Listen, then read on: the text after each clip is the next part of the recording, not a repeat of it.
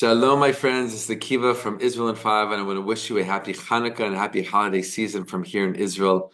In the Jewish tradition, like in other traditions, the holiday season is a very important time to think about others more than we think about ourselves, to give to others more than we give to ourselves. And with this in mind, I want to give you a very special opportunity to help out literally millions of Israelis in need right now.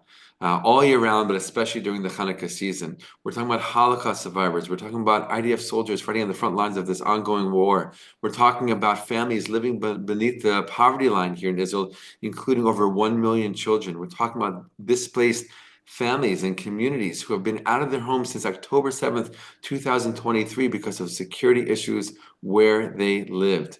And with your donation, your tax-deductible donation at israel5.org/donate, you can make such a big difference by clicking on the link below or going to israel5.org/donate.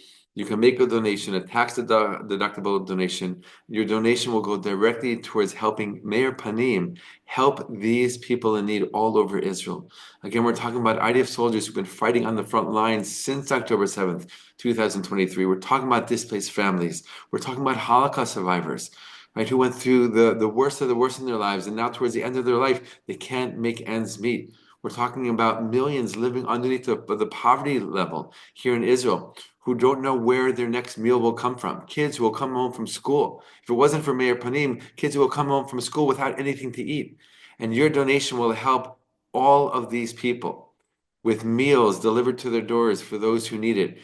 The centers, Meir Panim centers all over Israel, that serve hot, warm, delicious, nutritious meals every single day to all those in need, right? Not only giving them food, but also giving them a smile and a hello, possibly their only conversation of the entire day, right? During Hanukkah, there will be celebrations for families in need. There will be special gifts given to IDF soldiers and to Holocaust survivors. There'll be incredible things happening all over Israel for these people in need, but only through your donation.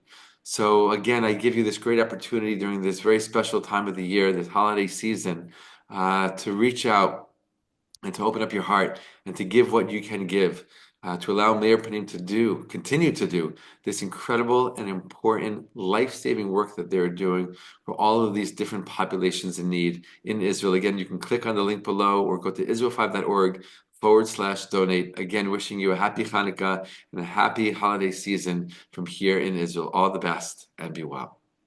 Today is December 29th, 2024, and this is our weekly update on the ongoing war between Israel and its enemies around the Middle East. Shalom, my friends. This is the Kiva Gersh with Israel in 5, where we give you everything Israel in 5 minutes. Please like and subscribe, and if you have any questions or want to keep the conversation going, please do so below in the comments. Just over this past Shabbat yesterday, there were attacks on Israel from Israel's enemies. 2 rockets from the Gaza Strip, actually rare occurrence these days, were launched at Israel during Shabbat. Long-range missiles that went to the area of Jerusalem and the surrounding communities in the Jerusalem area. They were intercepted and knocked down by the Israeli defense systems, but sending hundreds of thousands of people into bomb shelters as a result. As a result of that, these rockets were launched from an area in the northern part of the Gaza Strip called Beit Hanun, and Israel launched a military operation into Beit Hanun as a result of this launching of these rockets from that area to make sure that they clear out any future possible threats from Beit Hanun. That followed another missile attack from Yemen, part of the continuous launching of rocket attacks from Yemen against Israel. This one also occurred over Shabbat and was also in the Jerusalem area as well as the area of the Dead Sea, sending many Israelis into their bomb shelters. As a result, some Israelis going into the bomb shelters multiple times over this past Shabbat. This rocket as well was intercepted and destroyed by the Israeli defense systems, but is part of this growing concern that the Houthis, the Iranian-backed terrorists in Yemen, they're not getting the message and they're not letting down. Israel recently attacked Yemen in recent days as a result of their almost non-stop daily attacks on Israel, sending ballistic missiles from their soil. And Israel vows to continue fighting the Houthis in Yemen, and many in the Israeli security establishment say that what Israel really needs to do is to go after Iran for anything coming out of Yemen from the Houthis, because that is who's supporting them. Iran is supporting the Houthis, as they have been this entire war. The Houthis, in their response, says they will continue the fight as long as Israel is fighting in Gaza. So while Israel has neutralized many of its threats, not completely in all areas, but definitely delivering a very destructive blow to Hamas and the Gaza Strip, Hezbollah in Lebanon, and to terrorist groups in Syria, the Houthis remain standing and continuing to fight and sending these missiles. Fortunately, Israel has the defense systems to knock them down and to intercept them. But if they were to land on Israeli soil, it would cause major, major destruction and, God forbid, possibly even worse. So that continues to be a very, very important focus for Israel in this ongoing war. In addition to that, fighting continues in the Gaza Strip. Just in recent days, Israel finished an operation in a hospital in northern Gaza Strip where they arrested 240 terrorists, both part of Hamas, Islamic Jihad, and other terrorist, operatives. Israel launched the operation into this hospital because they knew through their intelligence that Hamas and others were using this hospital as a place to hide terrorists, to launch attacks from, hide weapons and the like. They went in there and they arrested all of those terrorists, including the director of the hospital himself, who is a Hamas operative.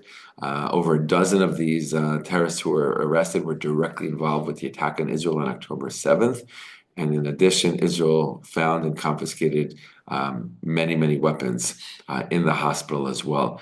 During the operation, many of these terrorists were trying to get out, and they were trying to pose as patients, as hospital staff, even trying to get away in ambulances.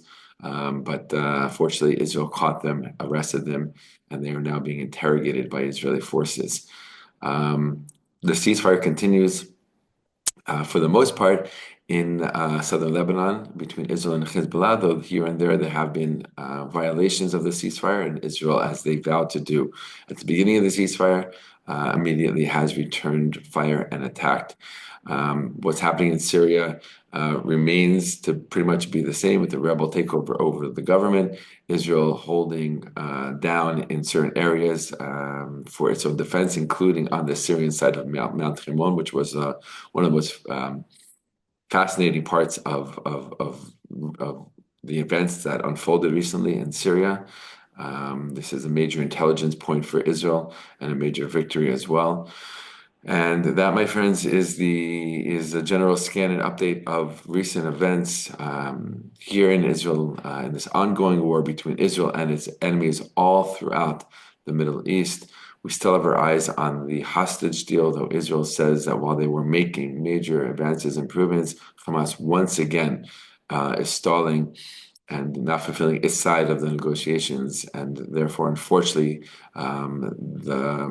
there has not yet been another round of hostages being released. We're praying for the release every single day, and we're thanking you all the time, our viewers, our followers, for your continued support and prayers for Israel. And we're sending our prayers and blessings to all the soldiers on the front lines of this war, fighting for the protection, safety, and security of Israel.